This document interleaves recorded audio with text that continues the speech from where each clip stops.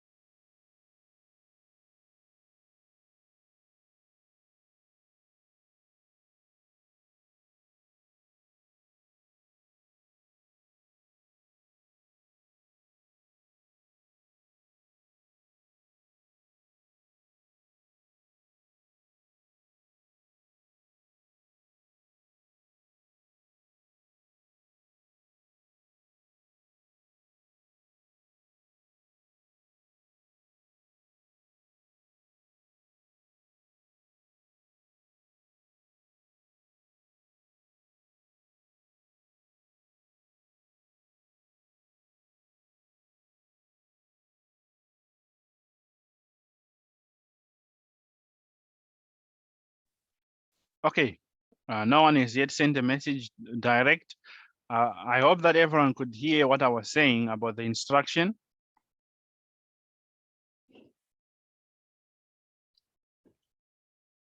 Or are you all still thinking?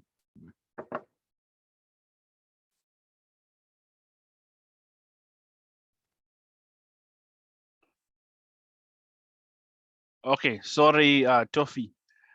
But I was just saying you should solve the puzzle, and when you think you have the answer, you can send a direct message to me so that I'll know if you find the answer. But I see now 2 people have sent the answer. Well done, LZ and Miguel. Rook takes C7, Rook C7, Rook C7. And now whether the queen takes, white is still losing a piece, or black is losing a piece. And if the king takes, again, white ends up with an extra knight and a pawn, completely winning the game. All right. So Bonga later said he is going to join. He's trying to join, but his network is failing him. So when he joins, he will join. But we're going to start with our lesson now.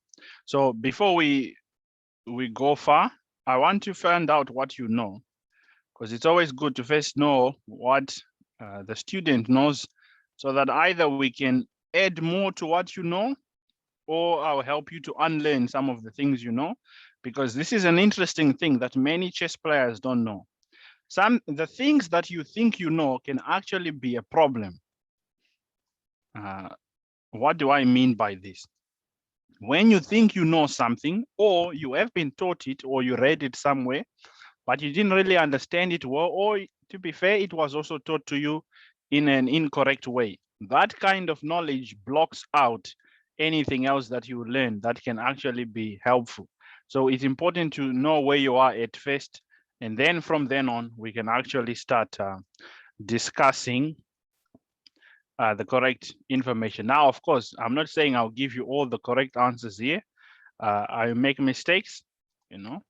That's to be expected. If you are a human being, you make mistakes, but I'll try as much as possible to make no mistakes in the lesson, so that you end up learning some important understanding of how to attack the king. So I won't really give a lot of answers. So what you can expect in this group lesson is a lot of questions. So one thing I like in the group lesson is to make sure that all of us are engaging in the lesson. So I ask a lot of questions, because coaching is mostly asking questions. When it's done properly, you are asking a lot of questions. And then from there, you try to see how to help the student move up a level from what they already know, or if they don't know anything, then that's also fine. Then they can even know what they didn't know. So now let's start without talking too much. I'll share the screen with the backdrop of the puzzle that we were doing, but I'm going to introduce this notepad. Just want to make sure, yeah, there we go. I sorted out. So I removed what we are going to learn so that it won't interfere with what you should know already before this lesson. So because it's a nice and small group, I mean, there'll be 4 of us when Bongo later comes. So if people unmute and speak, it won't cause disruptions. But of course, if you also just want to type in the chat, that's fine. But yeah, you are more than welcome to unmute and speak, since it will be faster for us to speak. So what you should know already before this lesson. The question is, what do you know about attacking the king? Attacking the king in the center, attacking the king when it is castled, attacking the king when it castles on opposite sides. What do you know, or do you know anything about this? So who wants to go first and tell us what they know, or what they don't know also? That's also fine.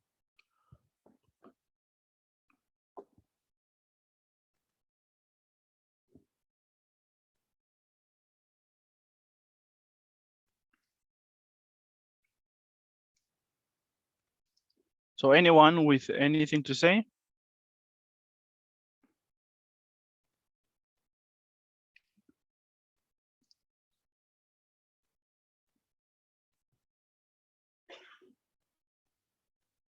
Okay, so I assume that everyone being silent means we don't know anything about attacking the king.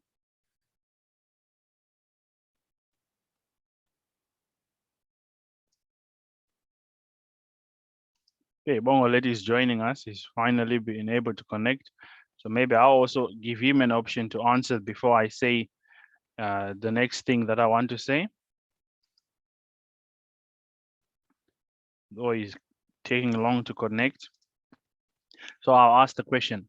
So if we don't know anything about attacking the king, because I don't see anyone sending a message in the chat or unmuting to speak, so I'm only guessing here.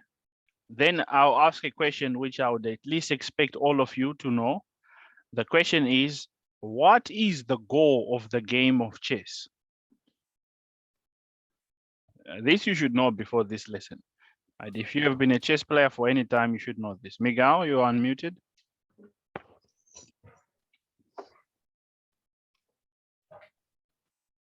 Miguel, I can't hear you.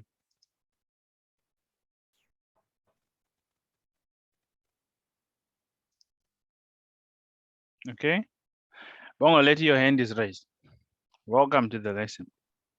Thank you, sir. The goal in chess is to checkmate the opponent's king. Oh, very good. So this is everyone should know. The goal of the game of chess is to checkmate the opponent. Is to checkmate. That's why we play chess really. Because like in soccer, I don't know if we all do other sports. In soccer, in hockey, in tennis, there's a in soccer the goal is to put the ball in the back of the net. In hockey, it is to score a goal. And in tennis, it is to hit the ball over the net and make sure your opponent is not able to hit it back, and you can score points and all of that. So in chess, this is maybe, if you will, the very basic knowledge that we should all have. The goal of the game of chess is to checkmate the king. So, okay, Bongo, later I'd ask another question before you were able to speak, which is, what do you know about attacking the king? So I first want to find out what we know before I say anything. So what do you know about attacking the king? Attacking the king in the center, attacking the king when it's castled, attacking the king on opposite sides. What do you know, or do you know anything at all about this subject? What I know about attacking the king is that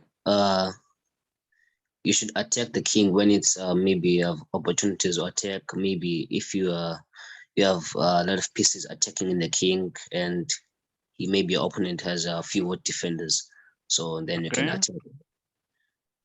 A lot of pieces to attack with versus less defenders. Okay, anything else? Now I'm still thinking for others. Okay, cool.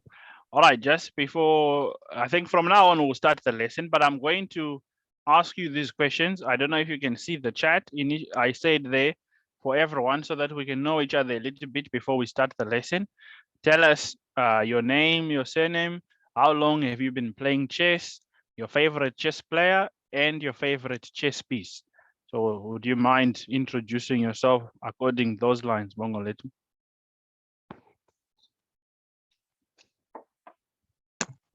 Okay, good afternoon, everyone. My name is Bongoletu. My surname is Ngatelo, and I've been playing chess for 4 years now.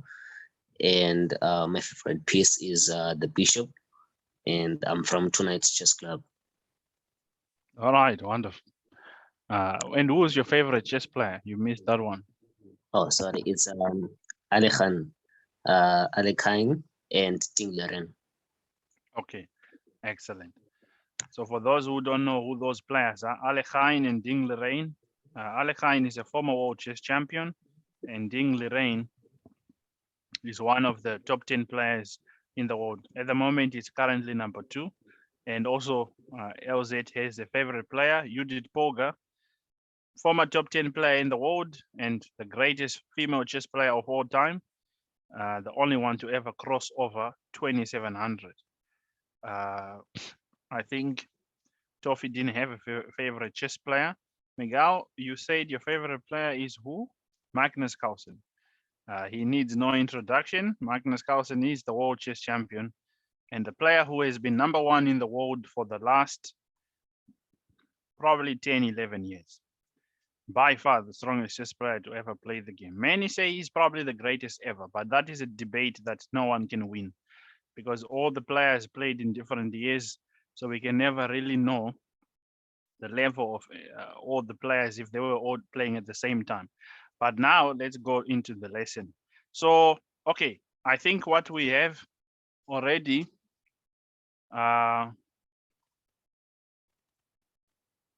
is enough for us to start. So it seems that the three of you who didn't say anything, at least are going to be learning some new things for the first time. And Mongolete at least has one of the ideas, which is to attack with less pieces, to attack with more pieces versus defenders. So this is fine. Now I'm going to give away our lesson by pasting the information in the lesson.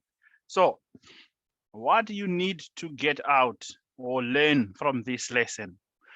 Number one, if you want to attack the king, these are at least 6 principles.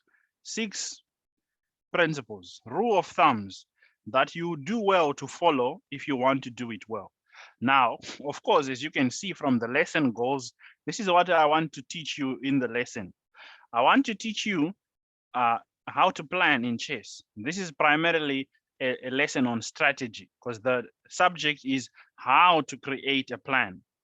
It has been said before, it is better to play with a plan and lose than to play without a plan and lose. Who wants to explain what they understand about that very strange statement? It's better to play with a plan and lose the game than to play without a plan and lose. Anyone who wants to share what they think, please. You're welcome. Bongoletu. I think it definitely means that if you play with a plan, then you might do something clear what you are doing exactly, other than playing without a plan. You don't know what to do and you're just playing. And as we said, the goal, which means you're playing without a goal, whereby you have to checkmate the opponent's king. So you're just playing random chess. Yeah. Thanks, Bongoletu, for your thoughts. So that is true. When you play without a plan, your chess doesn't really develop. It doesn't really grow. There is also a saying in English that goes that planning to, I can't really remember this quote very well at the top of my head, but basically failing to plan is the way to say it. Failing to plan is planning to fail. So the same can be said in chess. It is very important. You must always play with some plan in chess. This is very important. If you want to improve, why? If you play without a plan and lose a game, you don't really know where you went wrong because all your moves were just very random. They were not really targeted or focused on any goal. But when you play with a plan, even if it's wrong, the coach or the computer can tell you your plan was wrong, and then you try to understand why was my plan wrong, and what knowledge do I need to gain so that I can follow the right plan in the next position. So it's easier to help someone with a plan than to help someone without a plan. So in chess, there are at least 3 basic plans that we are going to learn. That is the plan over the next 3 days. The first one is, of course, attacking the king. The other one is queenside attack.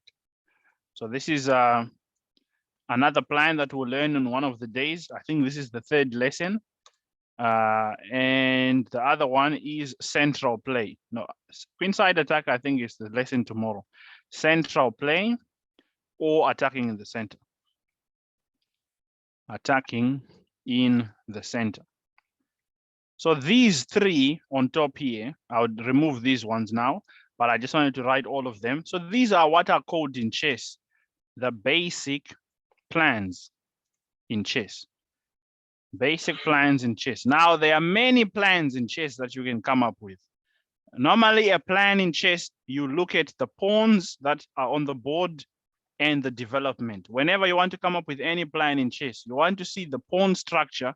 This means how the pawns are set up, how they are standing, and the development, who has more developed pieces, and etc. But for today, these two are not important, but just for the laying on of the foundation, it was important that we emphasize from today, every single game that you play, have a task in each game. I want to create some plan. Now, don't worry whether the plan will be right or will be wrong. Just create a plan. You will learn more from finding out afterwards. If the plan was wrong, why was it wrong?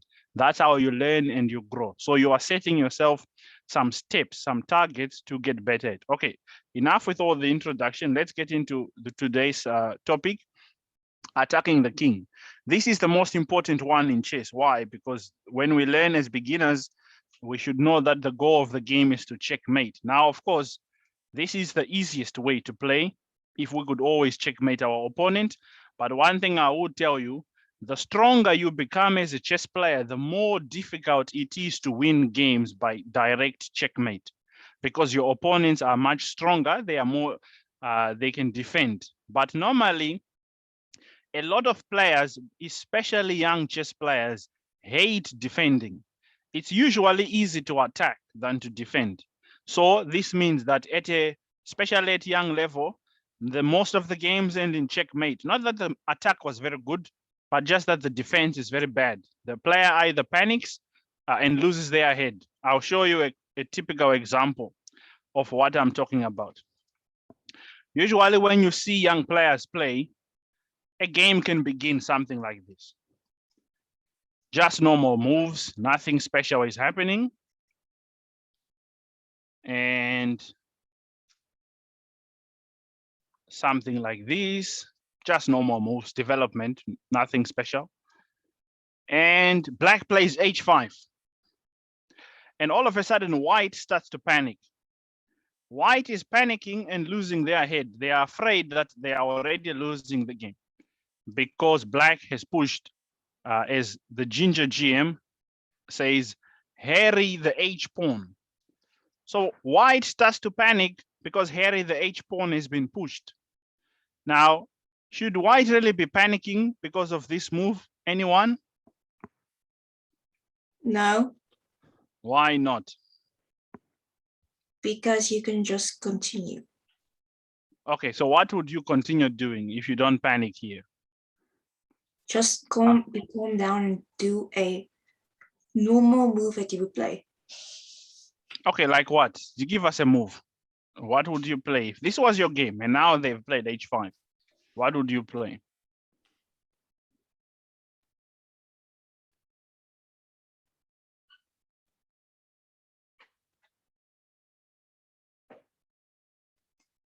I would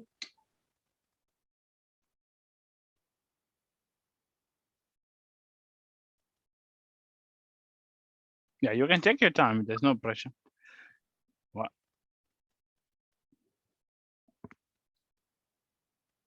How would you play? Okay, Toffee. I would probably move knight to what file is that? Sorry, I can't see. You can't see the Wait, coordinates. I can't see the column. I can only see it's 5 knight to knight. I think that's e5. Knight to e5. Yes, that one. Okay, so why knight e5? Well, right now I want to try and get a fork with the castle and the queen on f7. Okay, but is that plan of yours really a realistic plan? Can you actually? It's not real. It's not realistic right now. Mm-hmm. So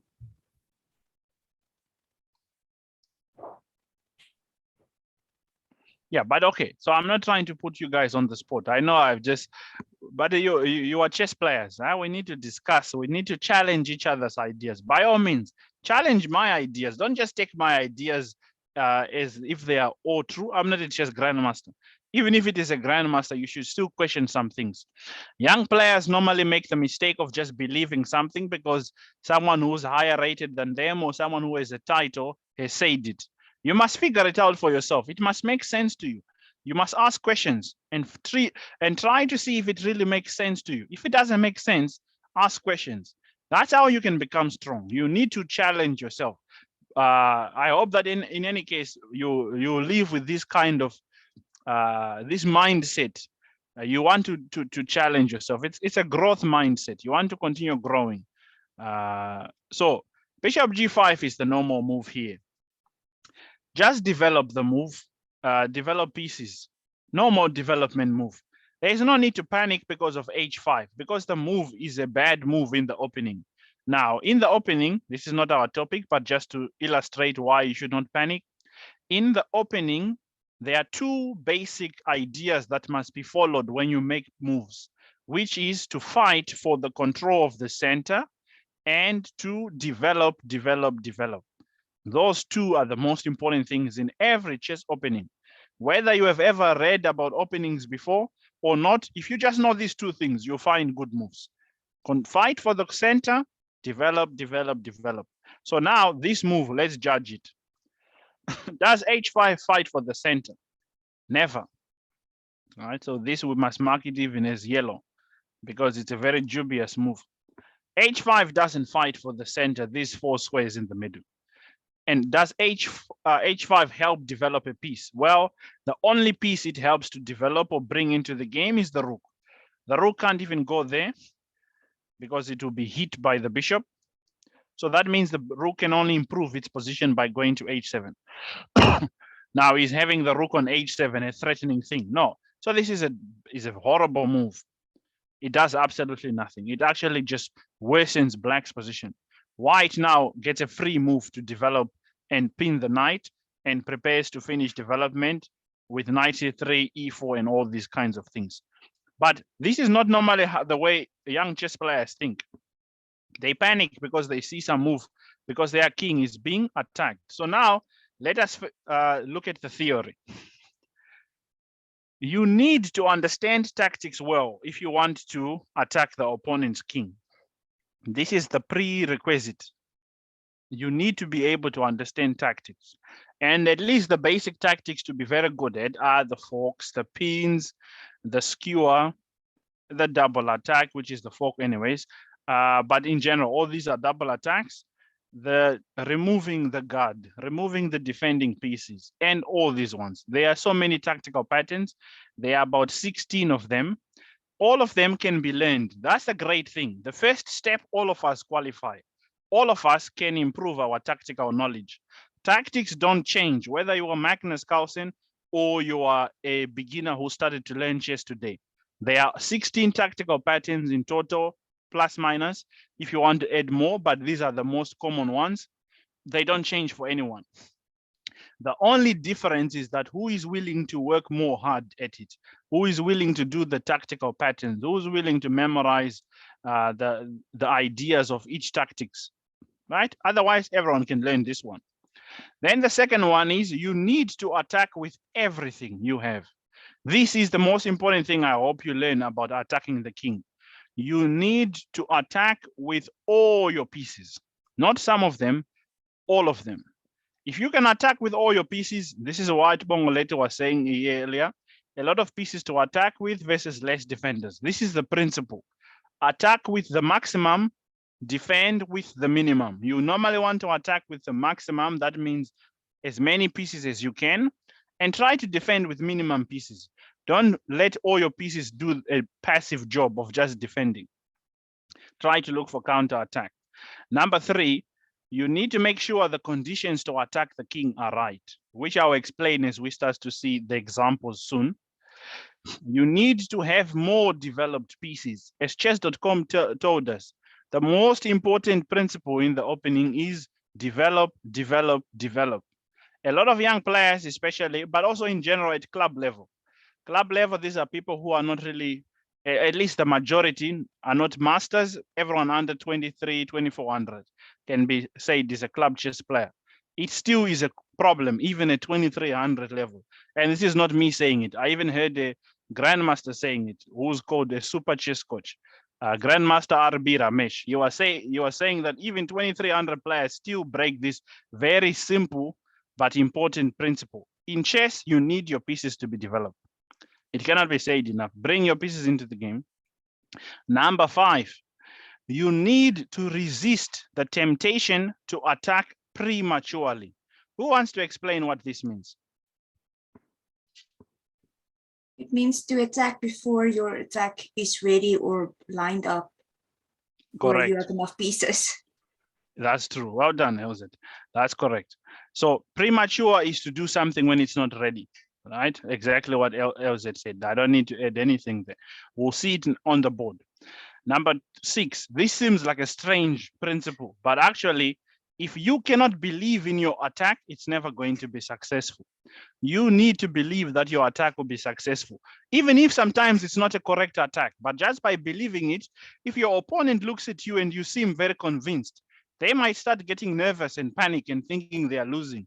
So always believe your attack. Be of good cheer, right? Be encouraged, be positive, and believe that you'll find the right way. And also, I'm going to help you, of course, to have the right knowledge, so you won't just be positive without doing the right thing. Anyways, now let's start looking at games. So I'm going to share this study with all of you, and then you can follow these games along yourself. Okay, so I think the board is at its maximum. So let me just bring it in so that it zones in on the most important thing, which is the game itself. Okay. And I want to hide this so that we shouldn't see the moves that are coming. Okay. So we are going to start by looking at examples of attacking the king in the center. Now, these are some general ideas that I'll be telling you from the games. Let's see this game. It was played by a very strong chess grandmaster. Miguel, you are unmuted. Do you want to say something? Okay. If you have any questions, please type. Don't let me just talk. Ask questions if you have questions.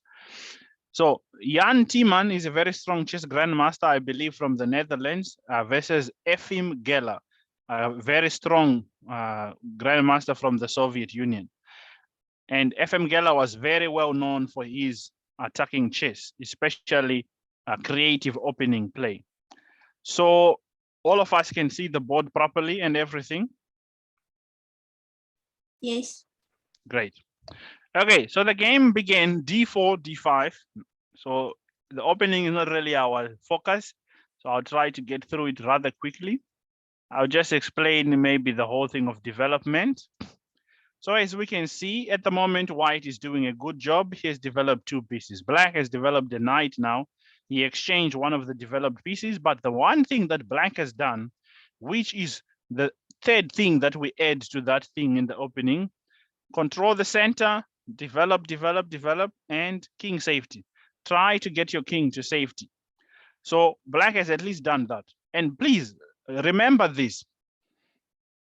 King safety is the most important topic in chess. Your king safety and your opponent's king safety. If your king is not safe, it doesn't matter how you are winning. You can have 10 queens on the board. I'm saying a ridiculous example just to prove a point. You can have 10 queens on the board, but if your king is not safe, forget it. I'll show you a picture of what I'm saying. It's possible to have so much material because normally a lot of us, we focus on winning material, but we get carried away and forget the most important thing. So let's see a very ridiculous example here where the opponent has a whole bunch of queens.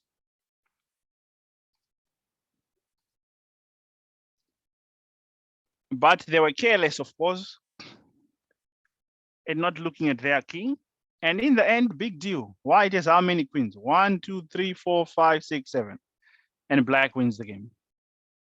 Game over. The game is finished. Why? Because the king is the most important piece on the board. You cannot lose your king. So king safety is very important, and we'll see it from this example. Let's go back to the example. Wait, sorry about that. Okay. Let's see the game. So after queen e7, knight d7, pawn takes, rook c1. Now, white is taking a bit of liberty here. Liberty means he's taking chances. He's taking chances in this context, at least in this game. He's busy developing a rook to attack a weakness, whilst he hasn't finished development his kingside pieces. Is he going to pay for that? Well, let us see. I'll ask you a question. Hey? He's going to pay. Indeed, he is going to pay. All right, so let's make time for questions now. What would you play here if you were playing with black? What would you play if you were playing with black? What would you play here? Okay, Toffee. I would move queen g4. No, You're b4, playing sorry, with b4. Queen before check, okay? All right, well, it is a check, but this is again something I'll remind you, Toffee. Resist the temptation to just give check. Don't just give check if there's no follow-up. You always want to make sure if you give a check, there's a follow-up. Like if I check them there, I can go there next and do this afterwards. But if it's just one check, then it's probably not a good idea. Of course, you want to probably win a pawn, but after queen b4, let's look at it. Queen b4 check, black can be annoying and just defend. Now they block the check and defend the b2 pawn. And now they have a threat of their own. Now they are the one attacking. Because if you change here, they can even keep the king in the center now. Since the queens are off the board, it's not easy for the king to be checkmated anymore. But now, black is the one who has to defend. You see. So not just the check. Anyone else? What would you play after rook c1?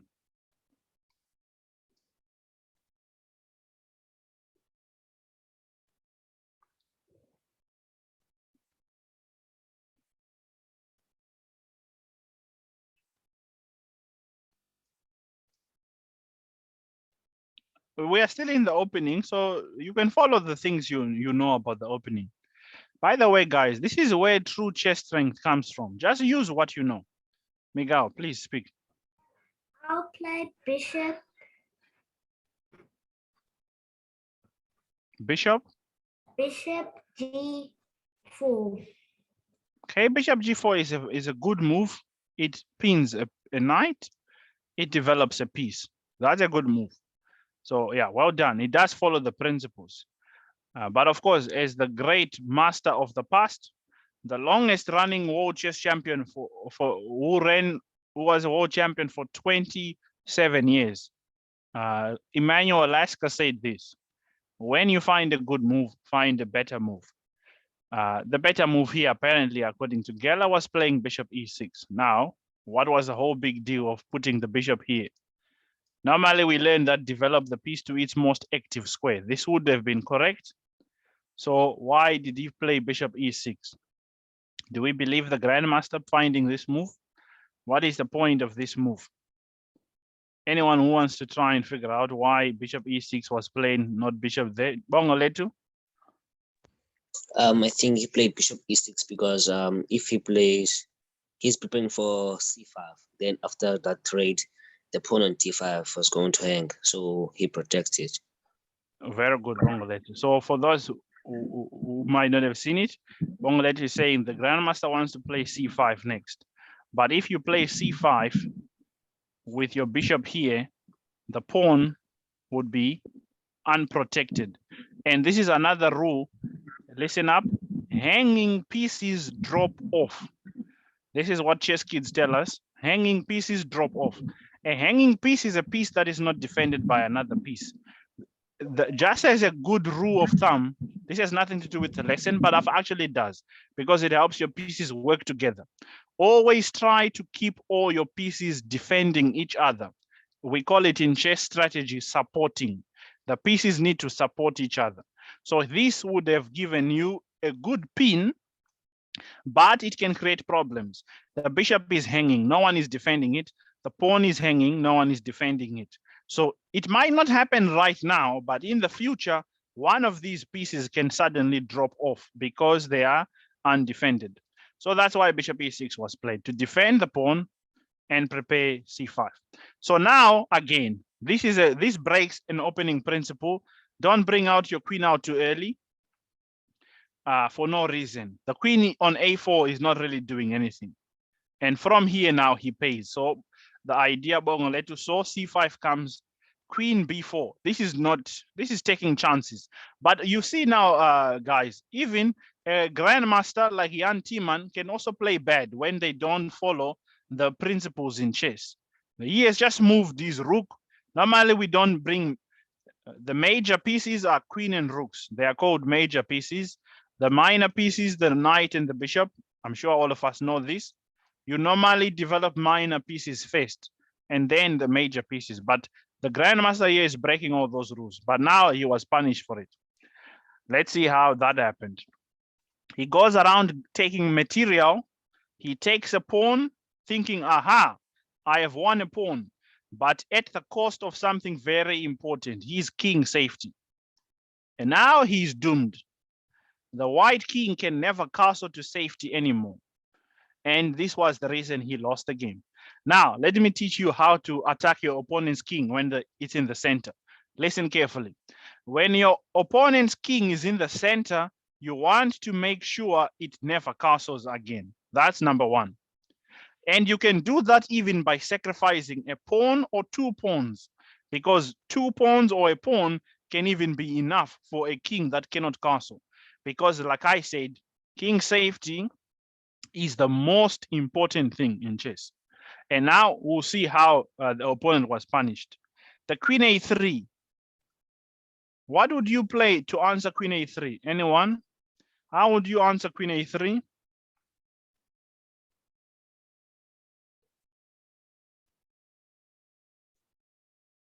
What would you play to answer the move queen a3?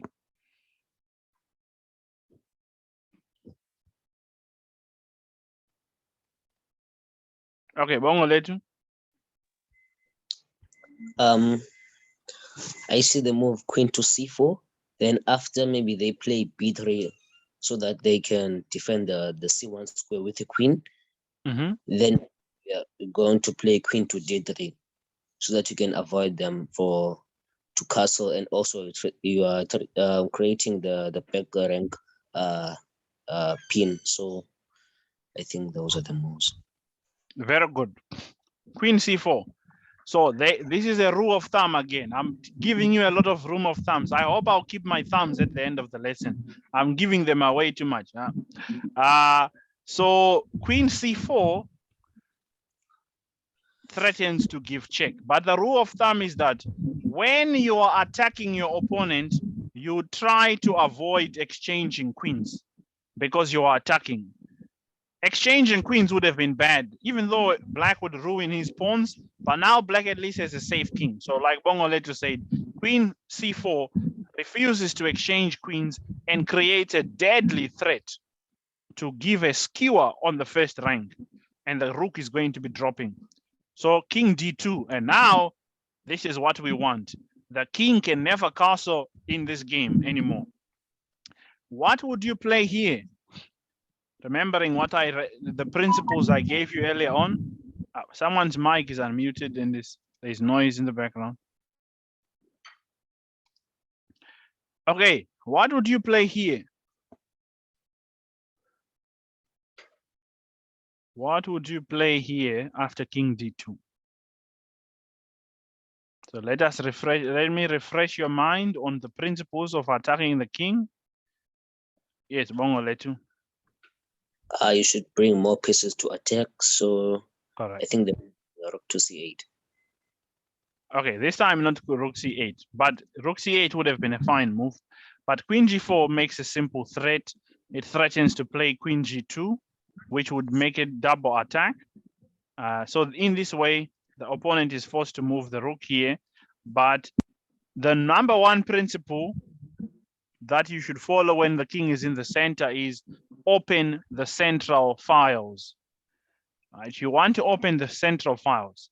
An open file in chess, of course, we know that there is no pawns on that file. There's no pawn from the black side. There's no pawn from the white side. So when the king is stuck in the center, one of the main things to do is to open up the central files, the C file, the E file and the D file. You want to open them to make sure there are no pawns. Why? So that you create lines of attack for your bishops, your rooks, and your queens to get at the opponent's king. So D4 is played for this reason. Now knight to D4, queen H2, hitting the pawns and threatening check. Rook to E1, and white has to give away a pawn. Already it's starting to get dangerous because there is no real way to defend, honestly. If you go here, black would have just taken this pawn, hitting the rook and hitting this. And after this, it just looks bad. There's another threat and it's going to be very chaotic. After the king moves, queen F2 is coming. It's just going bad. So white decided to give back the pawn. Now check, and rook E2 trying to defend the king. Queen F1, knight takes, pawn takes, queen D6, getting the king out of danger. There was a threat of check, and bring more pieces into the attack. Attack with all the pieces you have. The rook was the only piece. I would have brought the piece earlier on. I think the queen was moving a bit too much. But anyways, at least he got material for it. But now he realizes this important attacking rule when you attack the king. You need to attack with everything that you have. And the only piece that wasn't doing an attacking job was the rook. So it comes into the game. And there's a simple threat of queen check and with some problems. Again, the pieces now are working together. Check, check, and there's a threat of the rook. There's a threat of a check. He defends there. How would you play now? Anyone? How would you play?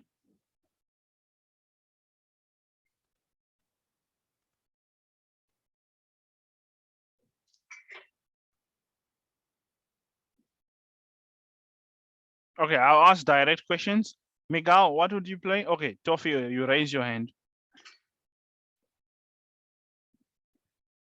Go ahead. Sorry, I forgot my mic was muted. I would play okay, rook C8. Rook C8 check. Okay, very good move. But there's a better move, queen D4 check.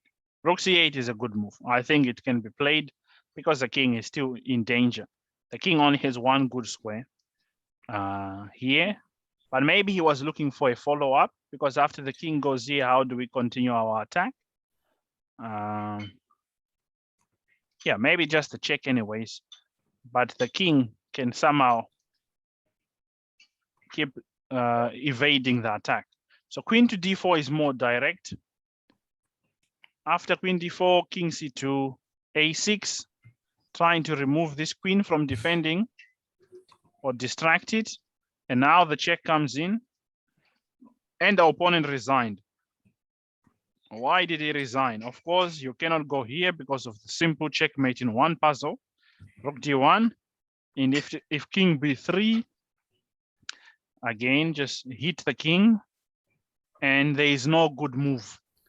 The queen has to sacrifice itself, but it still doesn't help. If the king goes here, again, checkmate in one puzzle, deadly attack. The only reason white lost this game was that their king was more vulnerable, means open to being attacked, than black's king. Black's king was safe all throughout the game. So this is an example of how to attack the king in the center. Let's look at another one. Let's see if we'll be convinced with this one a bit more.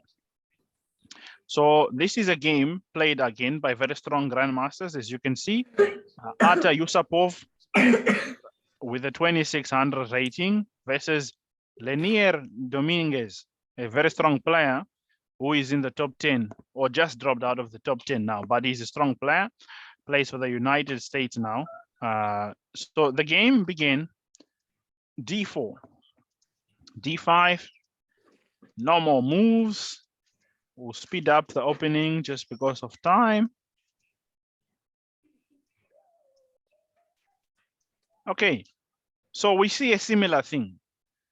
White has given up a pawn to be ahead in development. Hopefully for nothing else, although we do know that one of the rules when attacking is that you need to have enough development, right? You need to make sure you need to have more developed pieces. So in both games that we have seen so far, both grandmasters gave up a pawn for a reason. They didn't blunder a pawn. They had a good reason to give the pawn away because they could keep extra, they could get more development. Bishop to G5, hitting the queen, Queen A5, and knight to D2 with a very deadly idea of knight C4, chasing the queen, and the queen is going to start not being safe. Now, this is why they usually tell you not to bring out your queen too early. Why? Because your queen doesn't always have a good safe square to stand on when it comes out early. It can be attacked by all the pieces. So the bishop goes to A6, stopping knight to C4. Knight to C4 anyways, bishop takes, bishop takes. Oh, by the way, I need to hide this. And now, bishop G7, we see black's intentions. Black wants to castle now. What would you do to stop this, LZ? So we know that when the king is now in the center and we have castled, we want to try and stop it somehow. So how can you stop black's king from castling?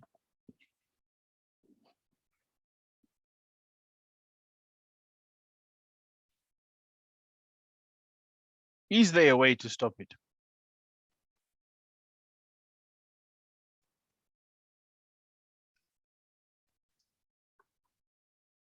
Okay, Miguel, how can you stop the black king from castling?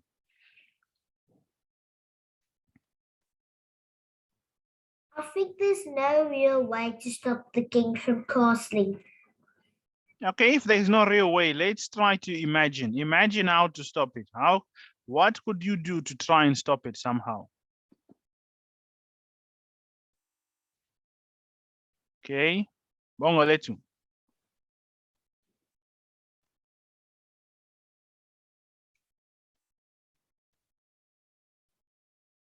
I would try to push the e pawn.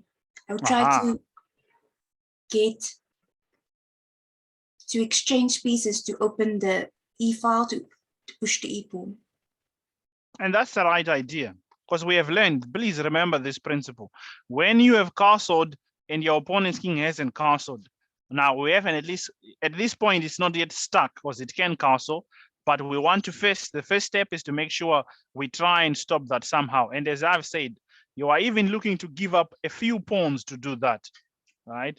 But we want to make sure that the king, and now of course, after takes, really black should have castled. By the way, the other extreme is that you really want to stop your opponent's king from castling, that sometimes you can even give up a piece. Now, whenever you sacrifice a piece, you must always have a good reason. You see that the queen was doing a job here. It was defending the knight. But now the knight is a hanging piece. Hanging pieces drop off. So black takes the knight, but black didn't castle now. So of course, bishop takes, and now LZ's dream comes to life. The e file is almost opening. The rook is being hit. The king is still not in the center of the board. Now, black tried to be clever, trying to hold on to material by playing knight to b6, hitting the queen. What would you play? Bongo Letu. Knight b6, what would you play?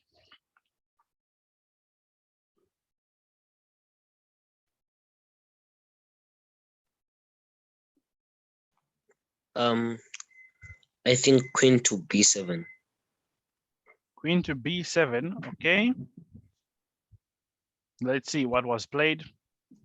Queen d6, we should know it by now, ladies and gentlemen, or lady and gentlemen. When your opponent's king is in the center, keep it there. The opponent has taken a risk not to castle. Why should he be allowed to castle? That's the number one principle of attacking the king when it's in the center.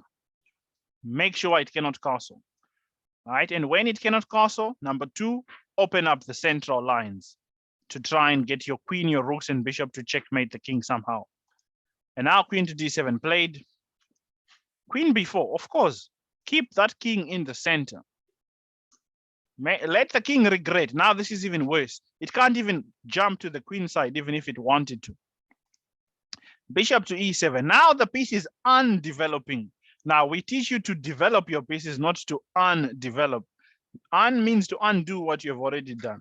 The bishop has to go back just because the king. I hope that at least by the end of this lesson, you are convinced that the king's safety is very, very important. And number two, you are convinced that development is the number one thing to do if you want to have a successful attack and to attack with all of your pieces. White's pieces are all developed, even though black is up with an extra piece. But now this piece has to go back. So it's basically not really a piece. The rook is sleeping on h8. This rook is also sleeping, doing nothing. Queen to c3. Still, the king cannot get out of the center. There is this deadly threat on the board. And look at this is the number one principle when developing pieces or moving pieces. Always try to develop or move your pieces with a threat. There is a threat here, so this doesn't allow black the time to go here. Black wanted to go here, but now, oops. Tactics. Remember the number one thing, you need to understand tactics well. And we've been seeing it in the first game and the second game. This is who knows what the name of this tactical pattern is called that is happening on the long diagonal? Toffee. It's called a spear. It's called a spear.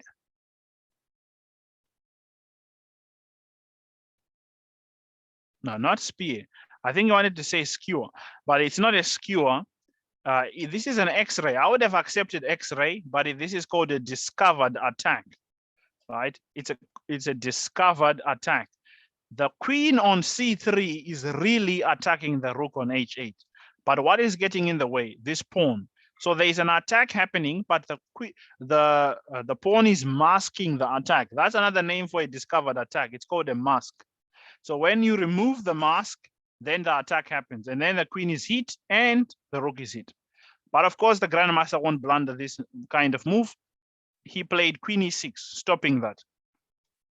And now, of course, bishop there, hitting this rook, making sure the opponent can never castle on the king side anymore.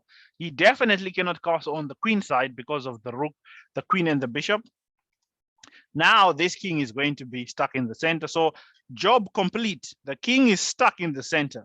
What the second step is to open up the e file. The d file is completely open. There's no pawns. The second step is to open the e file. And of course, rooks belong on open files. And also, look at this. White is down a piece, but all his pieces are working as a team, defending each other and focusing on attacking the king. Attack with everything you have. Bishop to e7. Of course, how can I open the e file? It's simple. I'll just sacrifice my rook. I'll give away my rook just because the king is the most important piece. We can even sacrifice material just to open up this file. And after this, it's GG's. It will be a good game very soon. And now it's really bad. There is a simple threat. Rook takes e7 or bishop takes e7, winning the queen. Knight to d5. Queen c6 check. King to f8. Rook d7. Double attack again. You see tactics time and time again. The queen and the rook are hit at the same time. The queen moves. Queen captures. Oh, this is horrible. Terrible. And this is a grandmaster losing like this. Look at that rating, 2,500 This is almost a super grandmaster level. But it happens when you don't follow the principles, even if you're a strong grandmaster. And after this, he resigns after a beautiful sacrifice. He had seen enough. It's enough for today. He gives up. So what is the idea? Well, it's very simple. If you take with the queen, he takes check, and the queen probably goes back, or the king comes in. But now there is a check happening here. And after queen takes, the pawn will fall. White is ahead now by 3 pawns. Wasn't white the one behind in material? Or not anymore? White got back all those pieces because the king is the most important piece on the board. Okay, so let's take a break before we go to the next plan, which is to attack the king when it's castled on the same side. But I just want to find out so far, what have we learned from watching these two games about attacking the king in the center?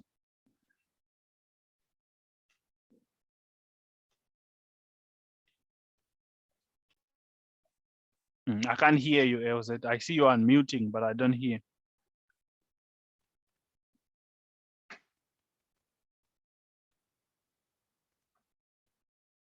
Okay, Bongo, let you.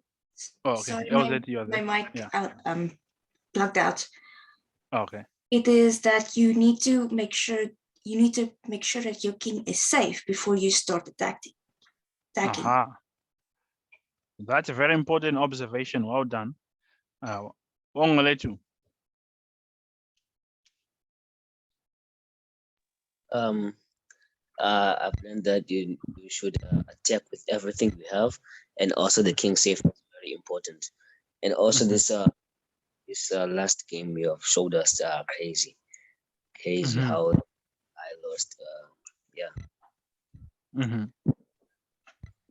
Okay, good. Toffee, what have you learned so far?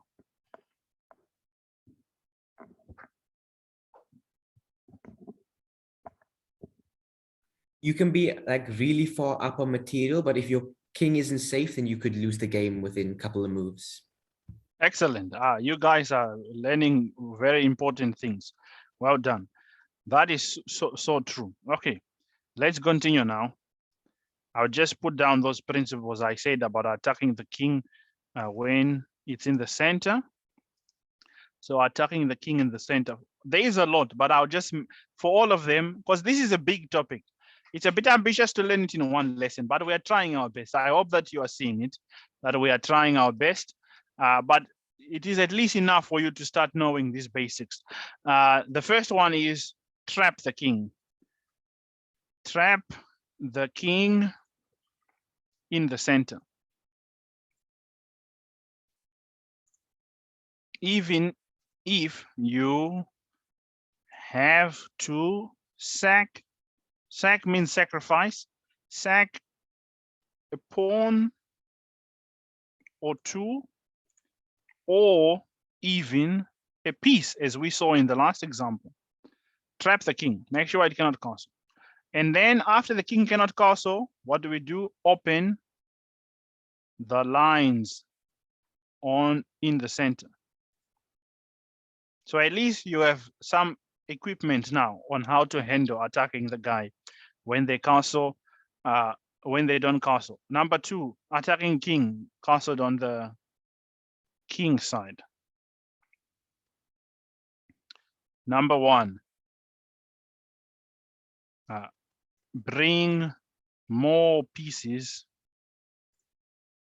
than your opponent on that side of the board. Number 2, sacrifice or sack pieces and pawns to destroy the defense in front of the opponent's king. Okay. Number 3. Yeah. Okay, bring more pieces than your opponent on that side of the board. Sack pieces and pawns to destroy the defense in front of the opponent's king. Yeah, but primarily when you castle on the same side, let's give 2 for 2 on each one. Like I said, there's a lot of things to learn there, but we'll just learn the essentials. Okay, so let's look at an example. This is a game played by a world chess champion, so we always take note when a world champion plays, we'll always learn something. Former world chess champion Vishwaranathan Anand, one of the greatest chess players of all time, and still is one of the best in the world. He is 52 years of age, but he was recently in the top 10 of the world. So it just shows that even with age, one can still become strong. He's one of the best ever. In fact, there's a funny story. When computers were starting to come around, Anand was known, apparently I was hearing from a local top chess player saying that Anand was known for leaving 3 computers running throughout the night. He would set up a position, like for example, not this fantasy position, but let's say in preparing an opening. This has nothing to do with the topic, but just as an interesting thing to distract us from all the hard work. So he wants to learn a new move in an opening that can be surprising to his opponent. So you leave this position all throughout the night with 3 different computer engines running, and he wants to find the best move that can surprise his opponent, because the longer the computer thinks, the more it will come to the best move. So yeah, he's well known for preparing. He is one player to look up to in terms of preparation. He works very hard. But this is a game that he played. Let's quickly see the year. He played this in 2010. He had just lost his world weight. I think he's world champion here, actually, because he won the world champion in 2008. So he plays this game as a world champion against a very strong grandmaster, 2600, Robert Kempitsky. Let us see what happened. And it is a Sicilian defense. Again, the opening is not our topic. Now we see the first thing that we want to learn now. How do you create a plan when you castle on the same side?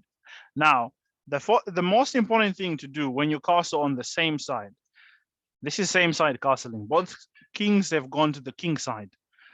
You want to bring more forces. You want to bring more pieces on that side of the board. That's one of the main things. And you want to try to exploit the weaknesses around your opponent's king. If this pawn moves forward, then h6 is going to be weak, f6 is going to be weak. And if this pawn moves forward, then g6 is potentially weak, and the pawn on h6 we can sacrifice on h6 to destroy the defenses. So normally, actually, when you castle, you prefer not to move the pawns in front of your king. This is a rule of thumb for when you are defending. Try not to push the pawns in front of your king unforced. If no one forces you to do it, try to keep these pawns as close to the king as possible. Because like we saw earlier on, the king was being slaughtered when it was in the center. Many players think that they can keep their king in the center and it won't be checkmated. But actually, this is what some people don't know. It's more difficult to attack the castled king than to attack a king in the center. Because if these pawns don't get weakened by doubling up or by, all manner of weaknesses, then the king will be quite safe here. So that's why a lot of peace activity is the number one thing. Bring more forces there. It's like in tug of war. If one team brings 8 players and the other team has 4 players, it's clear the team with 8 players will win. Right? So in castle on the same side, this is the basic of how to create your plan. Let us see. So he starts by playing f4, preparing to bring more pieces. And again, he's mindful about king safety. This diagonal is open. There are no pawns there. So the king could be in danger at some point. So he sidesteps. Also, the knight sometimes can be annoying. It wants to jump and attack this bishop. But we don't want to give up a knight for a bishop because the bishop is stronger than a knight in all positions except blocked positions. So normally we don't just want to give away the bishop for the knight. So the bishop can always come back here. So rook e8. Now we see he starts to do that. Pieces are getting a bit closer to the king. The knight moves, you see, slowly. bringing more pieces to the king. And slowly, the pieces are getting closer to the king. Now he first starts. And by the way, this is one of the most important things. When you attack, you must make sure that your center is under control. We'll speak more in detail when we focus on central play, but in general, no plan can be successful if the center is not taken care of. That's why this rook comes in and it's centralized, so that black cannot start counterplay in the center. That's the point here about the conditions must be right. You need to make sure the conditions to attack the king are right. So when these are the conditions, by the way, that I'm giving you on top, trap the king in the center. So this, you can say this is a good condition if the king is trapped. If the center is open, the condition is right. And when you bring more pieces on the side, sack the pieces to open the king. But the third point, make sure the center is intact. Make sure you have control in the center. You can't be destroyed in the center. That's why he first brings in his piece there, to make sure the center is balanced. Okay, so we'll move on a bit quicker. And now it's enough to start attacking. 3 versus 0. Blacks has less defenders here, which is the point Bongo Letu said here. Right? A lot of pieces to attack with versus less defenders. So there are 3 attacking pieces from white. Black has no defenders right now. But although, because the pawns have not moved, the king remains still quite safe. But now this is a problem. This move brings more pieces on the king side. So white's plan to attack on the king side is starting to be successful, because the pawn is attacked 3 times. It's only defended once. So this pawn is going to fall somehow. So black pinned the bishop if it takes, but he doesn't care. He brings again more pieces to the king side. This is where the game is going to be won. Your pieces need to come that side of the board. Knight takes e5. Knight takes c5. And after c takes, bishop takes, queen takes, and a very beautiful move. Very, very beautiful. King safety is the most important thing in chess. The queen is even sacrificed at the expense of checkmate. The rook cannot take. It's mate in 2 moves. Mate in 2 move puzzle. So the rook moves away. So just to show it, it's checkmate after the rook goes back. GG. Right. So after bishop g6, very powerful move. Again, look at this. The opponent is suffering from this. You need to have more developed pieces. Black's pieces are not very well developed. The bishop has not even moved from its original square. It started here, it has been standing here. And now, because it is not, black hasn't finished developing, the rooks are not connected. That's why this tactic can happen. Again, you see, you need to know your tactics and practice tactical patterns to see some of these things. Now, this is a basic back rank trick. How to continue? LZ, what would you play here?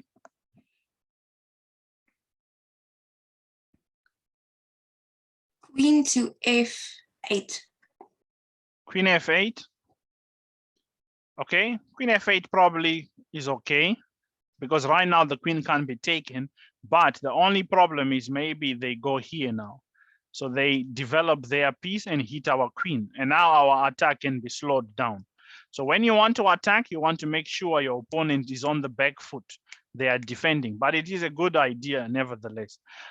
It was winning a pawn anyway, so okay, maybe the bishop hangs, so you can't really take. And I was hallucinating, thinking we can take here, we'll lose our queen. But yeah, so bishop takes. This is the condition. When you attack king on the king side, sack pieces or pawns to destroy the defense in front of the opponent king. Like I said, when your opponent is covered by pawns, it's very difficult for the king to be attacked. So white has to sacrifice this pawn so that the king can be open, exposed. The pawns are the best defender of its king.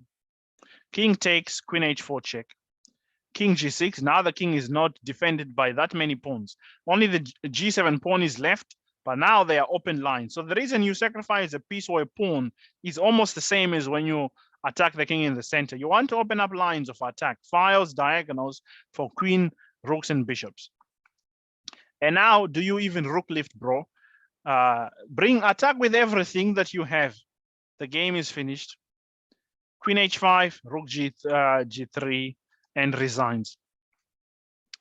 Again, it almost seems very simple, and these are not low-rated players. These are very high-rated chess players, and they are being chopped because even a strong player, when they don't follow the principles, they get punished. So why did they resign? Well, there is king h6, so why resign? Anyone wants to tell us why?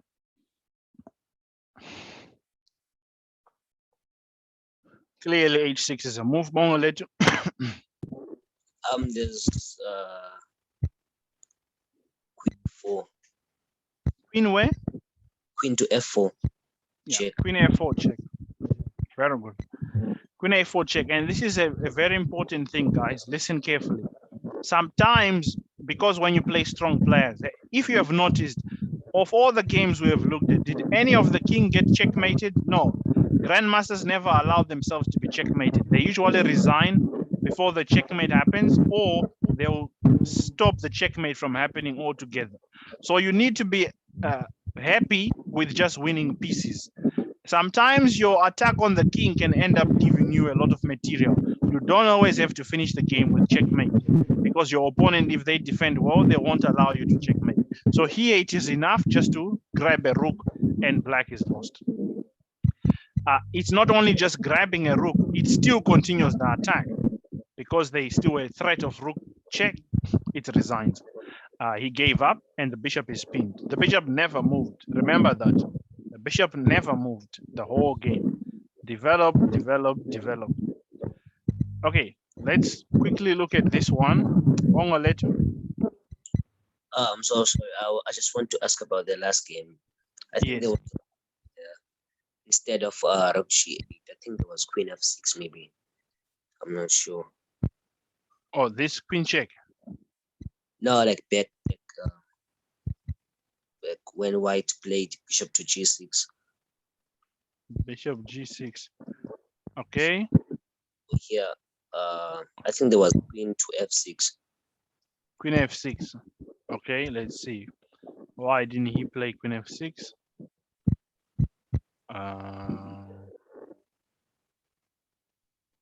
This is nice. But this, you get mated. It doesn't work. It would have been working if he was not able to take twice. Because you can't take the queen anyways because of mate. You can't take the bishop because of mate. So if queen h4 doesn't work, what happens after this? Well, I think it's simple. He just goes here, no? But then queen e7. Takes. Okay, yeah, this is the idea. And then this. But then after this, what happens?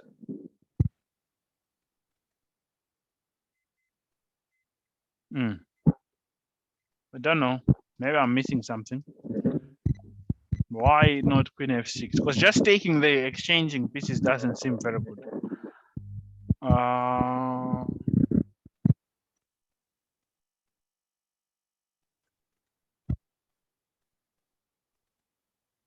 Yeah, okay, because of time, I can't really see the reason why it's not working. But let's see what the engine says. Yeah, queen e2, I was thinking it's probably a sensible move, but I can't really see the follow-up.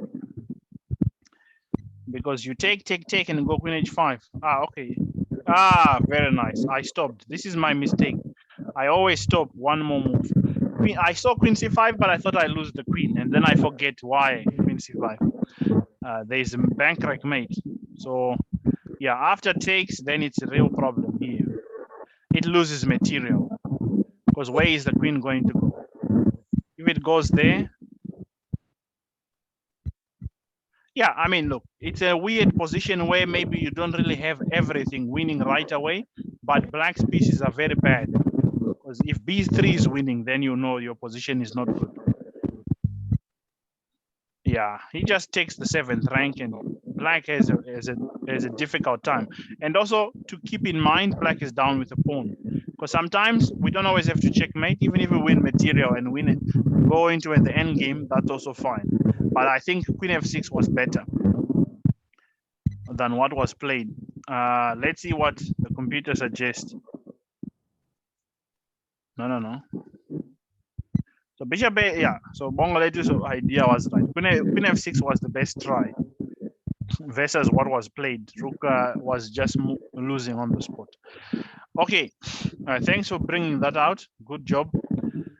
At least it shows you are trying to find the best defense of the opponent, which is always important, by the way. When you create a plan, don't always be, you should believe in your attack, but that mustn't mean you must be blind to your opponent's best defense. So let us quickly, because of time, we are just going to rush through the second game. And I'll also look quickly at opposite side castling and just give a principle. But the rest of the games, please, as you see in the practice and see how I'll say it there. So I just want to give a disclaimer. We might go over time with at least 5 to 10 minutes. Is that fine with everyone? Yes. Okay, thanks for that. Yeah, sorry, I have maybe discussed too much the games. Of course, yeah, let's see this one. Richard Rapport, who's playing in the candidates tournament right now to decide who is going to be the next challenger of Magnus Carlsen. But this is him when he was still young. He is one of the few young players to become a chess grandmaster at a very tender age of 13 years and 10 months, I think it is. And he was playing against a legend of chess, the man who played chess many years ago in the time of Anatoly Karpov, the former world champion. So we see here youngster versus experience. So let's see what happened. Normal moves, just development, some Queen's Gambit opening.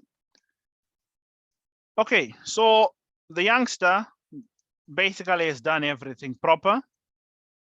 Development. And this is a non-position. It has been reached before. It's not an unusual position. But so the plan normally is white is going to plan to do an attack on the queen side. So black's main plan is to attack on the king side. So from what we now know, the conditions need to be right. Black has a decent center, right? It's not really easy for white to break in the center. But black, of course, needs to bring pieces to the king side. That's the #1 job. Bring more pieces there so that you can have pieces. Normally, you need at least 3 pieces to win. 1 to sacrifice and 2 to give checkmate. But if the opponent has 3 pieces, you want to have 5 pieces. If the opponent has 4 pieces, you want to have 7, 8. You get the point. Just bring more pieces on that side of the board than your opponent can bring defense. So the youngster plays in the center, takes, and c5, breaking the center, e5, and knight to g4. So the knight jumps closer to the king side. Now, although the bishop, because it's so powerful, it's a long range piece. It's already attacking the king, even though it's on the queen side, because it moves in long lines.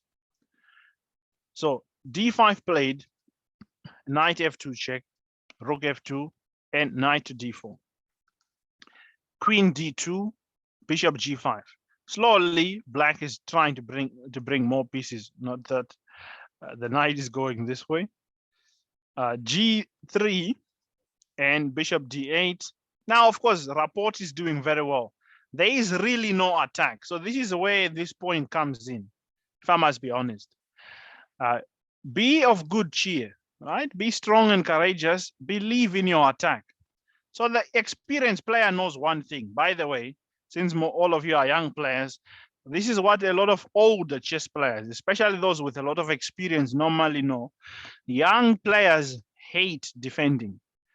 even the older players hate it too. No one likes to defend, but especially with young players, a lot of you guys don't really like to defend, so that you do it very poorly when you have to do it. Either you defend very passively, or you defend bad by panicking and creating weaknesses that are not forced. So here the experienced player knows there are two ways to beat a young player usually. The young player, take them to the end game. That's the old Russian saying. If you play a youngster, take them to the end game. But of course, I think the grandmaster here, Potish, knows that Raport is from Hungary, so he's a proper educated chess boy. So he knows his end games. So there's no point in taking him there. You'll probably do very well. But the issue is he probably knows that the youngster doesn't like to defend. So he creates a position where the youngster, because even now, he's now like 24, 25. Raport is known for his like romantic chess style. Like he doesn't like defending. He likes playing complicated chess. He likes to play for checkmate. He likes to play very complex chess. So already imagine now when he was young, the skill would have been more than now, because now he's more balanced as a player since he's already in the top 10. He's number 5 or number 6. But this is when he's still young, so he definitely hates defending. So Potish believes in his attack, which you need to do if you want your attack to be successful. So he believes in it and starts just making some moves. There's no way the youngster Raport back then should have lost, but no one likes to defend. And in the end, he sacrifices a piece here to open up lines for the bishops, because the bishop is very powerful on b7. The other one comes on b6 soon.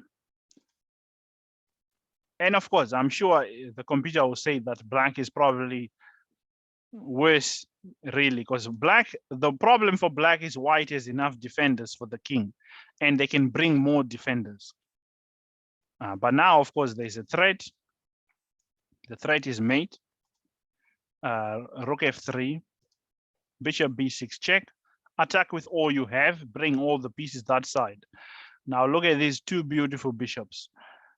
Looking down at the king, and attack with all you have.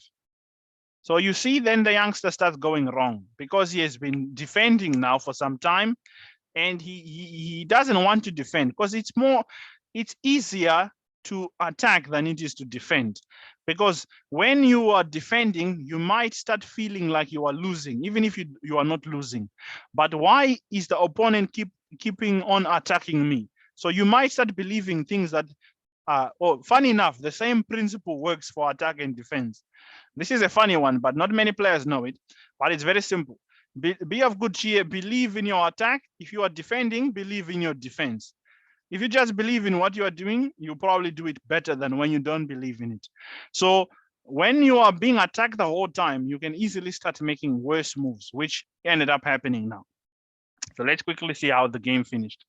Attack with all your pieces. All 4 of black's pieces now are attacking the white king, and white only has 2 defenders. And attack with all you have. Even the pawns now are joining in on the attack. There's a threat of mate in 2, g4 check, either losing the queen or getting checkmated. So the threat is g4 check, king h4, queen g5 mate, or the queen has to be sacrificed. So black plays knight f5 check, queen f5 played, sacrificing a queen, and the young man resigned. Because again, the problem is still the same. Check comes in. If you move here, you get checkmated. Game over. You are forced to sacrifice a queen. As we said, normally with grandmasters, they don't really lose that many games because of being checkmated, because they are not too bad at defending. So they usually end up losing material at the expense of not getting mated. So bishop c8, again, another tactic. Skewers pins the rook, and game over. Okay. So that is the topic on creating a plan when you attack the king in the same side. So is there questions or comment about this one?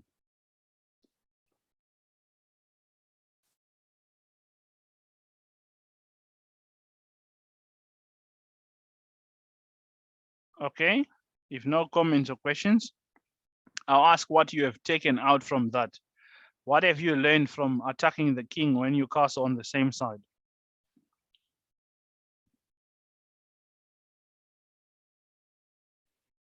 Use 3 pieces more than your opponent to attack than they have to defend. Yes, that's an important one. Bring more pieces into the attack. Okay, good. All right. So because of time, let's move on. Let's go now to the last plan. For the last plan, we only look at the one game. You can look at the other one yourself and try to see the things that I was telling you. And then the last one, B or C, attacking opposite side castling. Number 1, pawn storm. All right. Push pawns towards the opponent's king to open up lines and diagonals. So lines in chess normally means ranks and files, or rows and columns, whichever one. So open up lines and diagonals. So the number 1 thing is pawn storm. Number 2, time is of the essence.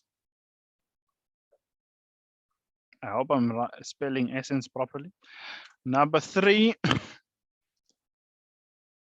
avoid weakening your own king and try not to push pawns in front of your king or put pieces in front of your king. These are the conditions that need to be right when you attack the king on opposite sides. Let's quickly look at it. I think my favorite one from this is this one with Yifan Ho.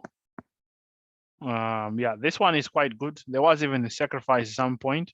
Although this one, it's a debate which one is so nice. This one is also quite good, but okay. Let's look at, we haven't looked at a female chess player yet, so let's look at Yifan Ho. But this one is a good game as well. So Yifan Ho, quick history, the youngest women's world champion in history, and the second highest rated ever female chess player in history. She managed to beat the world number 2, Fabiano Caruana, in a classical game. Very, very talented Chinese player, but her desire was maybe not to play chess too much. She wanted to go more into lecturing. She's now a lecturer, but she's still the number 1 ranked female player in the world. She plays maybe some casual blitz tournaments, but she doesn't really play so much like classical chess, which, I mean, she did say she could have played on and becoming 2700, which she definitely looked like should be the second female player in history to do it. But in the end, she wanted to do something else, but it can still change because she's still young. I mean, she's only still 28 now, I think. So if she decides to come back again, she definitely can still improve her level. So she played against another female player, Nafisa Muminova, I think is how do you say it. About 2400 player, strong chess player. She's also a master. I think a women GM or a women IM, I'm not sure. So the game began e4, e5. So this is a Spanish opening. So we see the position we are going to learn now. This is the last one for the day, castling on opposite sides. So the conditions need to be right. One of the conditions when you castle on opposite sides is that you need to pawn storm. This means you want to create a pawn storm that you are opening up lines and diagonals for your queen, bishops, and rooks. As you have seen almost a theme in all the different plans when you create an attack on the king. Ultimately, you want open lines, open files for your queen, rooks. Otherwise, your attack means nothing if your pieces cannot get to the king. So you want your pieces to get there somehow. But as we have learned now, when pawns are in front of the king, they keep the king well and shielded nicely. So queen e2, knight there. And one of the things actually is that when you castle on this side, opposite side, you try not to have pieces in front of your king because time is very important. So if you have pieces in front of your king, they can be attacked by these pawns. Now, why don't we usually push pawns when we castle on the same side? LZ. Why is it not a good idea to push pawns when we castle on the same side? To push pawns? Because it can open your king to other attacks. Exactly. But when we don't have our king on that side, we don't mind pushing pawns. That's why the pawn storm plan mainly works when you castle opposite side. But it can be done even on same side castling. And as we always know, there's a lot of exceptions in chess. A rook can be right 9 out of 10 times, but sometimes it can be broken under the right conditions also, but it's very rare when that happens. Usually we pawn storm when we castle opposite side. So we try not to keep too many pieces in front of our king so that the pieces won't be attacked by pawns. And we also try not to push the pawns in front of our king to avoid creating weaknesses. So you want to bring all your pieces to where the opponent's king is basically, which we'll see. This is a very instructive game. Let's see. Now the pawn storm begins, so Hoi Fan is first. Now, because the bishop is in front of its king, it's losing time. It's now attacked by a pawn. Time is of the essence here. The first one to make contact with the opponent's pawns has an advantage usually. So you must make your moves with time. You must not be dilly-dallying and watching the clock. The first one who contacts the pawns, that means the pawn can now take the other pawn or exchange or sacrifice. Then the person who does that has the initiative. They can create threats. So now that's why we don't put too many pieces in front of our king there, because the pawn storm can happen quicker because of our pieces being attacked. Now the bishop hits the rook. We take the bishop.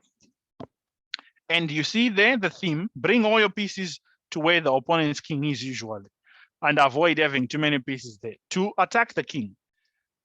H3. Now she pushes the pawn in front of her king. You would have said, well, didn't you just say don't push pawns in front of your king? Well, the reason is this bishop is annoying. It's pinning the knight, and the queen wants to get to the king, but she has to stay here babysitting the knight because the knight is going to weaken the pawns. For example, let's see. If the queen would have said, okay, forget that knight. This is the issue. Now you see. Well, this is exactly what we don't want. We have basically opened our own king voluntarily, and black has a simple plan. Imagine one day the knight sitting on f4, although it can be taken now, but we'll imagine it can't be taken, and we'll just make bad moves for white, and black makes super moves. Our king can end up getting checkmated, right? Because of the weaknesses around the king. So that's why she didn't want to move the queen away. So now she first chased the bishop away. And also there's a trap, which Muminova went into. Muminova sacrificed a piece to open up lines. Now she sacrificed a knight to open up half open files. They are half open because they are pawns on the black side. But at least on the white side, it's open. So the queen wants to get here somehow and checkmate. But this is not enough. There is not enough pieces. The conditions are not right. Black cannot get their rooks to the king somehow. And because of this, now you must never be ignorant when you create a plan. You can create a plan, but remember that your opponent wants to stop your plan. Now, if you would have just said, well, the coach said pawn storm, then you would have been crying right away, right? Because then it's mate coming. So even if you have a good plan and a basic plan, don't play carelessly, don't play automatic moves. You must also take into account and try to stop your opponent's plan. Hence queen f4. Queen f4 was played to stop this queen g6, because now she has a piece, so she's happy even if the attack ends, but she's up with the material, so she can take the queen trade. Now the queen stays here now. She's actually attacking the black king, although she's defending here, because the queen is a long-range piece. She can do two jobs.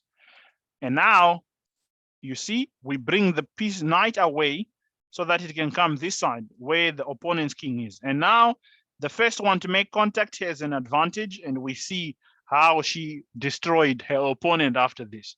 She even sacrifices a pawn. That's another point. When you pawn storm, you are even willing to give up a pawn just to open up lines. That's basically what happened here. And the pawn is given up. You see now it's black who has to defend. Black's attack has now been defended. F4 to try and shut down this diagonal, but it's a little too late now. The pawn have made contact. It just resigns very soon. Knight d6 check, powerful move. Powerful move. What is the idea behind knight d6?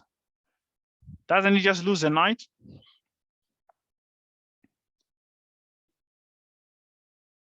Bongoletu.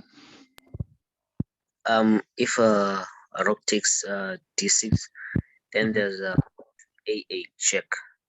Again, you see, well done, Bongoletu. Good job. Tactics, being sharp tactically is one of the main things you need to do if you want your attacks to be successful. Again, just seeing tactical patterns. Again, another skewer here. So knight d6, rook d6 check. This is what happened in the game. So she's now won a rook. White is up with an entire rook. As I said, usually strong players at grandmaster level don't get checkmated. So in their attempts to defend, they end up losing big material. Now, Muminova is just down with a full rook. She resigned. Game over. Pelile, finished. So what have we learned then in terms of attacking the king when we castle on opposite sides?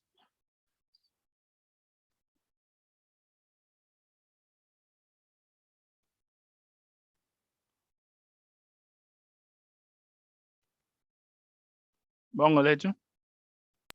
I've learned that you shouldn't push your pawns in front of the king because you might weaken your king, which is for your opponent to attack your king. And also, you are willing to sacrifice pawns to open lines when you are pawn storming. Yes, good job. All right, wonderful. That's good. Those two takeaways are very important because they are really important in this kind of position. So because we've gone over time, I won't ask too many more questions.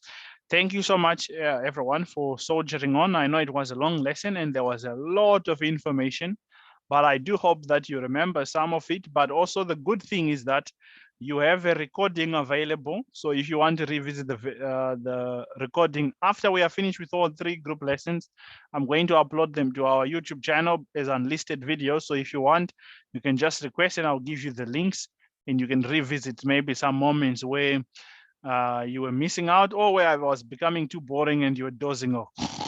You know, he's talking too much. So apologies for that, but I hope that you at least learn a few things that you start using right away. And part of the practice and skill is this. Listen quickly, and then I'll let you go. The practice and skill, because all the information you have learned. Now, you might have learned some of these things for the first time. Some of them you might know them, and they've just been improved a little bit, I hope. So basically, it's not enough. Well, we don't have enough time for puzzle time. We can maybe do this tomorrow. We can plan to do that to see if we've understood some ideas.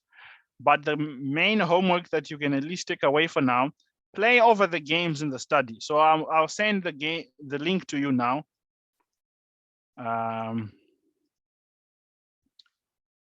So this is the link, but actually just type your name in the chat, not in the chat. So to everyone,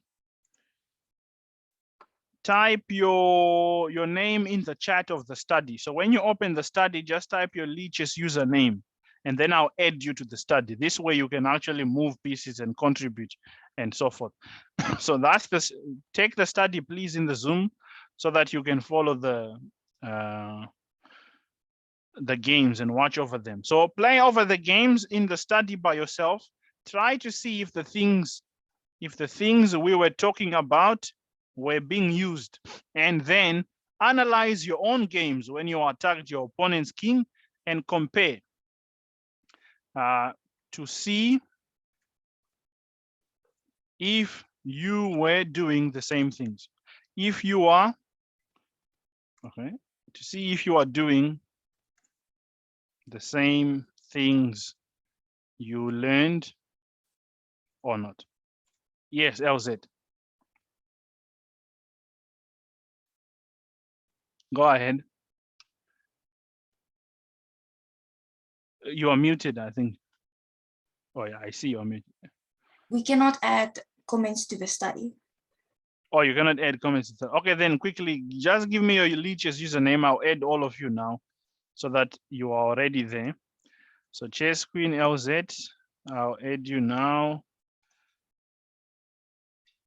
And I think, Toffee, is that you with Z1? Yes, that's me. Okay, good. So I'll just add you now. So LZ, you are now added to the study. Yeah, but later you have your account is still the Almighty Grim. Yes, sir. Okay, so I'll add you.